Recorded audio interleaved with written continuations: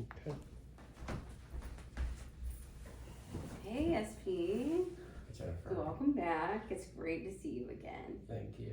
I just want to kind of go over what we started to talk about last time, which is the confidentiality in terms of everything you tell me is completely between the two of us, unless there's anything that makes you feel like you might hurt yourself or hurt anyone else. Do you have any questions about that? No. Okay, good. Why don't you start by just telling me what's been on your mind lately? What's going on? So, the reason I'm here is I wanted to talk about, and we're learning about it, this incongruence in my mind about who I present myself as versus the thoughts in my head. Right? Okay. So, like, there's literally no interaction that I have that in the moments after it, I don't think went poorly. Right? So like everything that I do, my self-thoughts are always kind of negative. So I mentioned when you're coming over and we're setting this up, that I had all of my daughter's friends over. And so there's a lot of anxiety for me that doesn't need to be there over it. I don't want it. I mean, they seem to have a good time, but I'm like, did I do enough? Should I have done more? Should I have interacted more? Should I have interacted less? I made a joke. Was it mean? They're very sensitive, all of these things. Okay. There's never one kind of reflection that is positive. And I don't enjoy living like that. It's just so I can imagine that you don't. It's got to be hard. And the weird thing is that I clearly know where it's from. I know that it was my early upbringing that kind of set me off in this kind of negative, poor self-esteem kind of world. Well, so my mom, I have an older brother and an older sister, and they are, and I hate to say this, they're Irish twins. I did not know that was a pejorative term my entire life. Is that when they're 11 months apart? They're 51 weeks apart. Okay. So they're not even a year apart. Okay. And wow. so it is what it is, right? And I learned later that it was pejorative because Irish Catholics in America were having a lot of kids, and so people were using it as that. I just knew it as a term that meant that there were siblings that were less than a year apart, which is the case with my brother and sister. Okay. So I also come from the cultural background is they're South Asian, Bengali, Indian family, very, I wouldn't say conservative, but very traditionally conservative in a way. So my brother is born, and then obviously a few months later, my mom's pregnant with my sister. And so I come along 3.5 years after that. And it just always felt in my entire upbringing that my mom was kind of resentful of me. That's what it felt like to me, but just kind of resentful generally. And she's talked about it to me and to others. It was very difficult to have my brother and then not really fully bond with him. And then all of a sudden she's pregnant with my sister, and then my sister's taking up her time, and so she never felt like my older brother got his time with her. Okay. And so it felt like growing up, she was kind of always making up for it. So, if I did this right, she was sort of overcompensating for her perceived failure to bond with your brother as you got older by spending more time with him. Yeah, he was the favorite. He was the one. focus. He couldn't do anything wrong. If you wanted anything, if I wanted anything, it was convince him, and then he would go get it for my mom. It wouldn't be me. I had figured out even at a very young age that asking my mom for something was not going to work, and that he had this incredible power over her. And so I would go to him, and I would be very nice to him, or trade with him, or do whatever to.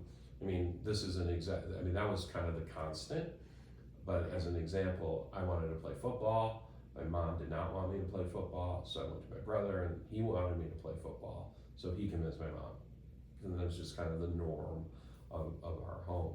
But what it left me with was, I just wasn't good enough for her. he was good enough and I wasn't. And so I've always felt this, my daughter has her friends over, whatever I do is not good enough, right? Like, you know, that, and the outside world is not telling me that. So I know there's incongruence. So you know what's inside. Yeah, because the outside world tells me, it's like, wow, look at like all that you've done. Even, and then they, yes, you seem like a very great parent from everything I know. right, so that's what I hear, but I don't feel You that. don't feel it. I feel only what I could have done better or what I should have done differently, you know, how, you know. Yeah. It's always that. Did you feel unloved? Yeah, very much, yeah. Yeah. This is a really traumatic point in my youth that is such a significant thing, even though it's a small thing. My parents fought all the time. It was so weird because I don't have anyone to relate to with this. Okay. They fought in Bengali. We didn't understand what they were talking about. So you didn't speak the same language? I understood Bengali, but when they were going at it, they were using words in language that I did not know. I see. And so intense. Yeah, they were intense, loud, emotional fights. They were never physical with each other. My dad was not that kind of person, but he was fighting for whatever he believed in, and she was fighting for whatever they believed in, and you know, it got to be the norm in our life. Me and my mom were like, oh, I'm fighting again. You know, we would go watch TV. Like it was just, that was the kind of thing. But one time we were on a trip, and a lot of immigrants can relate to this, which is we didn't go on vacations like you do now, or even, you know, like going up north was not like that. There was no American vacation in my youth. It was, we would get into a car and drive to my parents' friend's house. You know, so we would always just be driving to some other Bengali family, be it in Chicago or New Orleans. That was the trip, right? Yeah. And on one of these trips, they were fighting, and I was sitting in the middle, and finally my mom's just like, just let me out of the car. I've had it, I'm done with you. And so we pull over, and she gets out of the car and starts walking away. And then my dad's like, you go get her. So I had to get out of the car, and like, I was in tears. I'm like begging her to come back into the car. We're on a highway. I must have been 5, 6 years old, right? Like I just remember it was a really old car, and like it was a long time ago. And that was really, like, I never thought about it after in my youth. Like it was normal. Like they fought all the time. She does stuff like this, but it reinforced that she didn't really love us enough to stay in the car, right? Yeah, sure that's what you And then I was probably thinking, and I think I was thinking, well, why am I doing this? Why doesn't he do it? You know, like why do I have to be the guy who's got to go out? Or why didn't he ask your brother? Yeah. So there was that. But that's interesting though. Yeah. Why didn't he ask your brother? It sounds to me like you feel like it was just such a widely known thing that your brother was the favorite, because that's how you felt. He was my mom's favorite. But did your dad not realize that? Did your dad not pick up on that? Because it felt very strong to you, that feeling of her favoring him. But if in that specific instance, had your dad thought that only your brother could get this done, why didn't he send him instead of you, considering your brother's also older? Well, I did get it done. She eventually came back with me, you know. Well, I don't think, you know, I mean, I feel like I haven't thought about it a long time, but I feel like we're in the middle of nowhere. like what kind of strategy is this, right? Like, but you're also a little kid. She did come back to you though. You know. With you. Yeah, because she got in the car, but the thing is that my brother and sister would always say that I was my dad's favorite. And so this plays into my parenting. Like my kids are like, oh, you favorite. I'm like, I do not play favorites. I'm like very clear with them. Like, no, you let Viv do this and you let Ez do that. I'm like, listen, you're different kids, but there is no favorite, and there will never be a favorite. And you look at them like they get a little, they don't like bring it up anymore. You're kind of course correcting with your parenting. You're seeing the things that you didn't like, and I would never like. I know why, and this is my choice, and my choice is to be very clear. There are no favorites. And if all of you feel like a favorite at one time, that's great.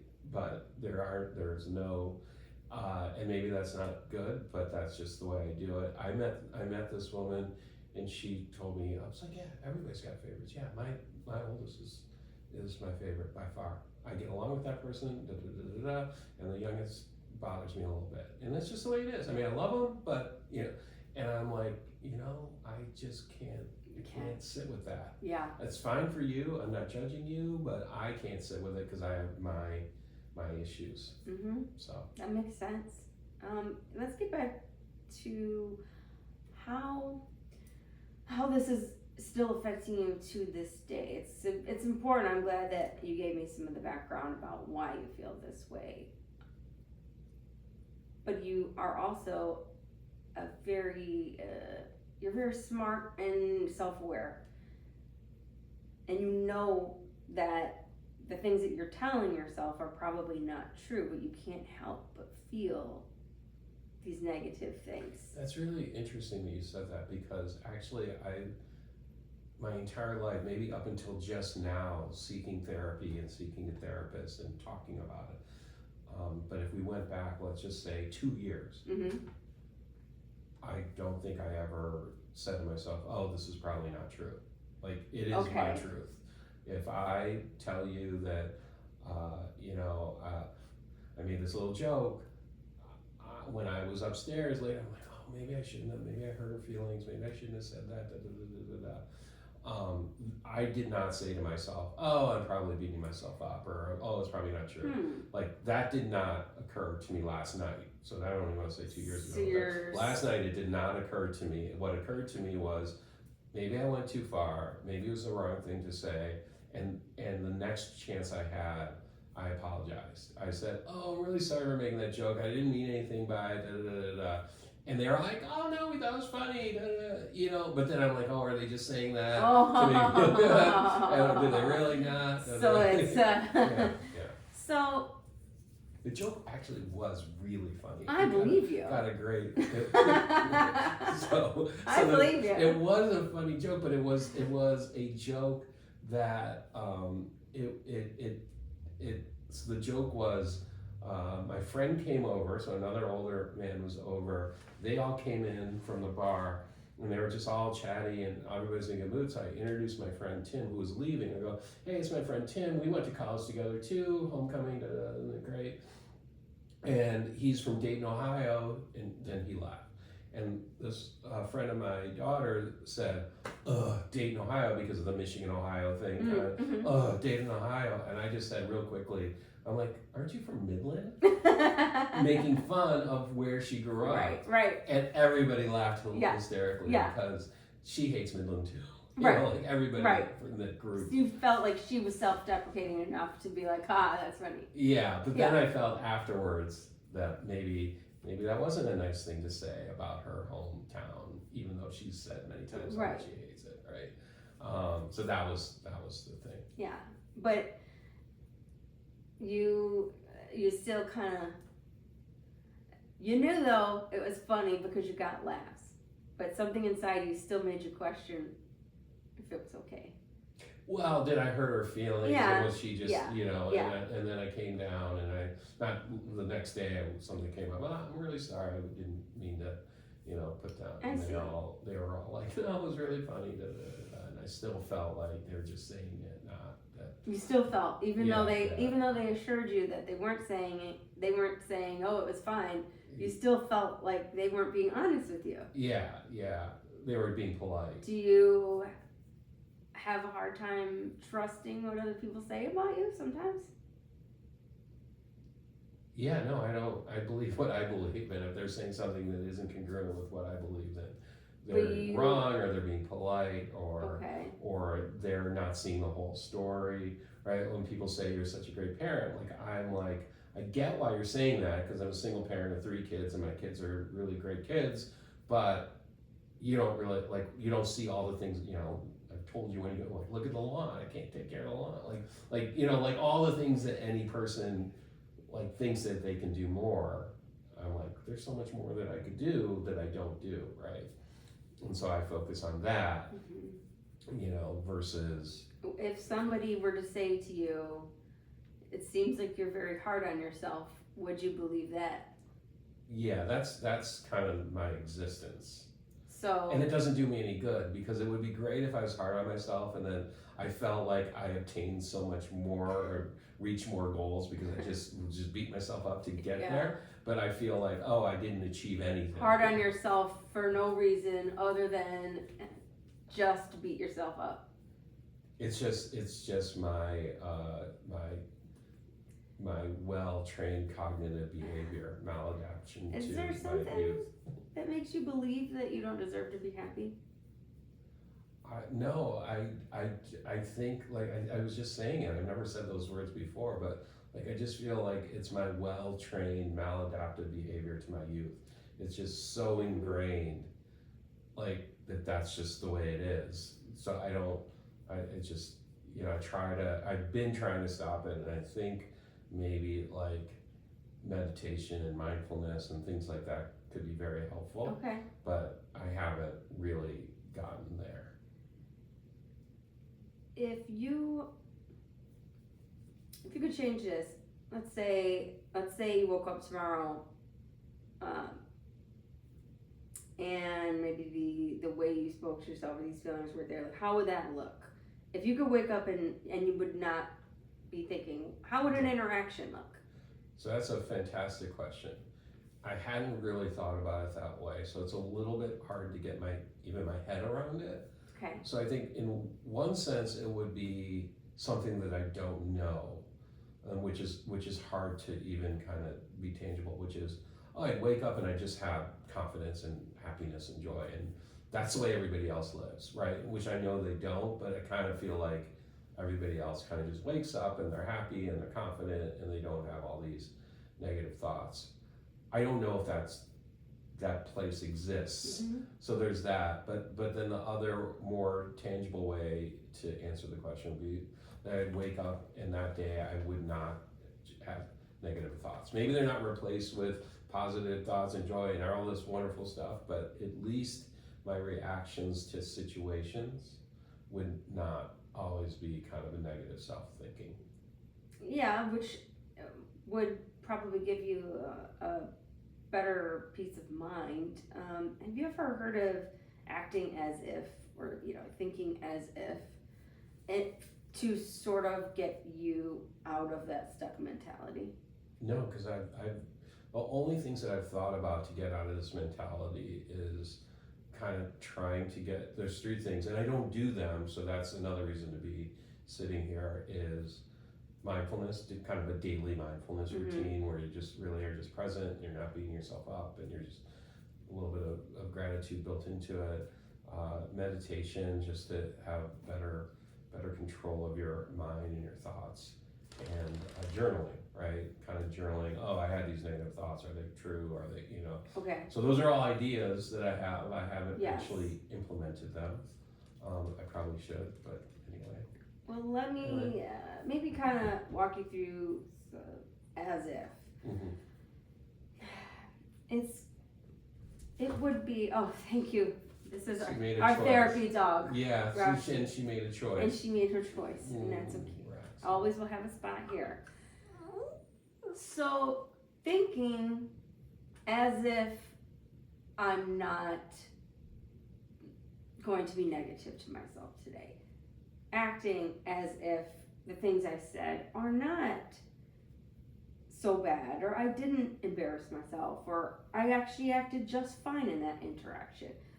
What do you think saying things like that to yourself would do? Do you think that maybe at first it could feel a little performative, but then maybe it might sort of hit? Like, the more you try to just act as if you didn't do anything negative in your statement or say anything, you think that might help a little? Oh, I think it would. I don't know how to get there. Know's not the right word, I think. I feel like I get in my own way, or I'm lazy about being negative self-thought. But just like I said, like, I know that I think mindfulness and meditation and journaling will help me, yet, when you leave, I'm gonna watch football. Yeah. You know, like But that's feel- also that's a way that you relax, right? yeah, and then I beat myself up for watching football and not, doing other things. That's why, so it is a bit of a cycle that needs to be broken, Okay. and new habits need to be created. Okay. But it's not easy. But let me ask you this: are the things that you feel bad about, is the fact that you're not doing them greatly affecting your life and relationships? I think so. How so? I think it sucks kind of the joyfulness out of life, right? Like if I'm sitting there, if I go and I watch football, and you can say it's relaxing, but I'm not really saying it's relaxing. I'm gonna finish watching football, and then I'll say to myself, I just wasted an hour watching football, and not doing something that could Yeah. be helpful to me, right? I didn't do mindfulness meditation or journaling, things that I've already said that I don't, I should do, right? So I think the reason I'm here is I just need help in building those habits that I say I Yeah. want, but yet I don't really do. And I met with a therapist once who was asking me to do so little that I was very kind of skeptical. Like, You wanted to be pushed harder. yeah, I think I wanted to be pushed harder, be held. I needed to find the sweet spot. What's not so much that you're never going to obtain it because you're trying. Yes. Like, is it to have Yes. someone who has experience to say, hey, trying to build a habit around meditation, mindfulness, and journaling all on day one might be more than you want to take it. Maybe you should pick one. Let's just say journaling, and commit to journaling once a week, and then and start slowly building habits versus what she was like, you should commit to, waking up and getting out of bed and not looking at your phone or something like that, which was, Alright, she was going a little too easy maybe, Yeah. you felt. I felt. But that's because maybe you're just so hard on yourself and you also wanted someone to be equally as hard on you as you are yourself. Yeah, it's finding the sweet spot, because if it's too hard, then, or the things that I think of, right, then it's not going to happen. And if it's too easy, then I'm going to discount it as kind of Yes. not. Your high intelligence sometimes might be something that works against you. Yeah. Because of the overthinking, right? Yeah. Inherently, the things that you're doing aren't bad. It doesn't sound like you've said things to people that have ruined friendships, ruined relationships. It doesn't sound like you aren't getting most of your normal life responsibilities taken care of. There's nothing inherently wrong with laying on the couch and watching football. What you're perceiving is that you shouldn't be relaxing because you should be doing this and this and this. And I'm not sure if that's a cultural upbringing with you in terms of, I know a lot of times, parents of immigrants, there's an installation of hard work, instilling hard work. Because there's something that doesn't let you be you. I think that's really interesting insight. So there is some of that, right? Like if you looked at my social network, extended, even people that I don't really know well, I mean, there's some really, really world famous, successful type people. And so I've kind of learned over time to just not compare myself to that, right? Okay. I'm just not gonna, that's them and not me. But at the same time, I feel like there is a potential that's being wasted, and maybe that's my upbringing, maybe that's cultural, but I'm like, I feel it, right? I feel it. That's one of the reasons I'm doing this. I'm like, okay, I'm going to commit myself to something that I can get my head around and do it and move it forward, which it's been really therapeutic, right? To be able to say, because I retired, right? Yeah. And then I was just really lost, right? And just Right. getting depressed. So this has been really, really good that way. But yeah, there is some of that, like, yeah, I'm doing this, but this isn't that much work for me. Yes. And your work, I mean, I don't have a second job, so this Right. is this. Can I challenge you on something? Being what you're, going into, it's going to involve a lot of you listening and you giving your feedback and talking. What happens when you become a counselor and you're doing that, and then every day you lay there at night saying, wait, did I say the right thing, or did what I say do this? Can you see how that might be difficult with this profession if you don't kind of learn how to resolve that negative self-talk? That's a really interesting insight, and why we're complex and nuanced people. So Yes. I'm not worried about that. Okay. And so I was successful, and I don't think of myself as successful with negative self-talk. Mhm. The outside world thinks of me successfully because I was really good at sales. So I Mhm. could sell, and that was a really good job for me. One, because I like to talk to people and I can do it. But two, because you're graded by there's no nuance to it. Measure of success is Is- what Yeah, proof is exactly. in the pudding. Exactly, Okay. exactly. And to a lesser extent, but to a certain extent, same with this vocation. I'm gonna work with people, I'm gonna take notes, and I'm gonna kind of know, because I'm smart enough to, like, am I helping this person? What needs to change? What needs to reflect? And I don't think I'll look at it from a, beat myself up kind of thing. I think that's more my personal social kind of Okay. world, but I think So professionally, your negative self-talk is less. not exactly that. If there's some kind of real way that I can kind A of, barometer. yeah, because in the work world, the negative self-talk was there all the time. And the only place I was happy was in sales, because then I could say, you can say and think, or I can think you hate me, whatever, or I'm not doing a good job. I can always point to this number, right? But as soon as I got out of sales and I was more into management, I was miserable, because I was like, oh, they don't think I'm doing a good enough job. And it was they're like, but the number is good, but what about, like, why is that guy doing better than Yeah. I am when my numbers are better? Oh, they're better at, so there was a lot more to it once you left sales, to measure yourself by. So that, anyway, great insight, but I'm not as worried about that. Okay. Because I feel like Okay. Well, we- that's good. So really, we need to focus a little more on your personal relationships and just sort of more of your day-to-day kind of self-talk, and link it as much to stuff that can be measured. It's the things where you don't seem to be able to measure where your thoughts go negative, because Yeah. you don't have a way of saying, well, this proves that this was okay, so it's all right. Yeah. What if you could be your own barometer? I never thought of that. I don't even know if that. What if you could decide what's okay and what's not? What if you could And- decide what, I said this and I stand by it, Mhm. and I don't feel bad about it. Yeah, so I think that's an interesting thought, which might interact with journaling, Okay. right? So you can journal, here's how I think the day will be a good day, Mm-hmm.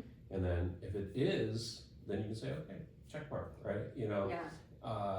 And I don't do that, right? So the last time we did this, it was like, I thought it was horrible, right? And then then I'm like, oh, it actually turned out to not be so bad, right? Yeah. So I can Okay. say, this is how I'm gonna grade it, right? We just Yeah. got it done, right? So I know we need to wrap up, but you mentioned journaling a few times, and it sounds like that's something that's really something you kind of want to do. You just haven't kind of pushed yourself. Yeah. Now, in journaling, I know you just want to reflect thoughts and everything. What if I encouraged you also to include a few positive self-talk lines in there, Mm-hmm. of just 2 or 3 a day, something that you believe went well, something that you could maybe override a prior negative, or maybe something that was a negative that you can try to spin into a positive. I'm not asking you to make things up or lie to yourself, but I'm asking you to see things outside of the lens of just negativity. Yeah, I think that's a great idea. You think that maybe you could try that this week, and then next week we could talk more about how that went and if that affected anything at all. Yeah. As all we can do is try. Yeah. And it would be nice to see you, even if I'm forcing you to, say nice things about yourself. Mm-hmm. So, would you like to meet at the same time next week? Yeah, no, I think it's a great idea. Okay. So there's two what are they called? Kind of milestones, right? Mm-hmm. The first milestone is actually just journaling, Just right? getting Just it, doing it. and being able to say, hey, Yeah. I did write down, I sat down for 20 minutes or 10 Mhm. minutes every day between today and next time. And then 2, within the context of journaling, did you write things that you were positive? Yes, things that you thought you did well today, or even you can write something in negative and then add a positive spin, and see where that takes your mind. That's fantastic. So I'm always happy to meet with you, Okay. and if you have any questions about anything, I'm just a text away. Mm-hmm. And if not, I'll see you next week, and I know that you are going to be able to handle this, and I think you might be surprised at the things you see that you say about yourself. Thank you Pleasantly so much. surprised. I really appreciate it. Thank Those you. were really good words. Thank you for bringing your therapy dog Roxy that hung out with me.